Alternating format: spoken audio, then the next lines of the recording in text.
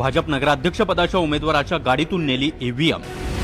सालेकसामध्ये ईव्हीएमचं seal तोडलं आणि EVM मध्ये गडबड असे आरोप विरोधक करत असताना गोंदिया जिल्ह्यातल्या सालेकसामध्ये एक धक्कादायक प्रकार घडला। 2 डिसेंबरला मतदान झाल्यानंतर ते ईव्हीएम चक्क भाजप नगराध्यक्षपदाच्या उमेदवाराच्या गाडीतनं नेण्यात आलं। एवढंच नाहीये, ईव्हीएम स्ट्रॉंग रूम मध्ये ठेवल्यानंतर निवडणूक अधिकाऱ्यांनी त्याचं सील तोडलं।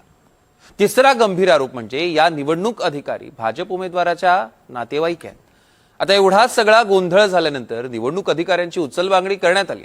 सालेकसामध्ये फेरमतदानाची मागणी काँग्रेसच्या इतर पक्षांनी लावून धरली आहे।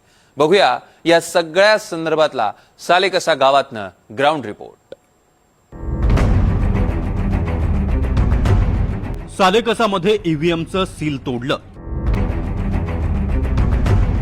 भाजप नगराध्यक्षपदाच्या उमेदवाराच्या गाडीतून नेली ईव्हीएम।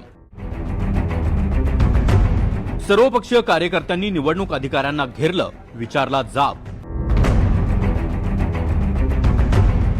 सालेकसामध्ये फेरमतदानाची मागणी।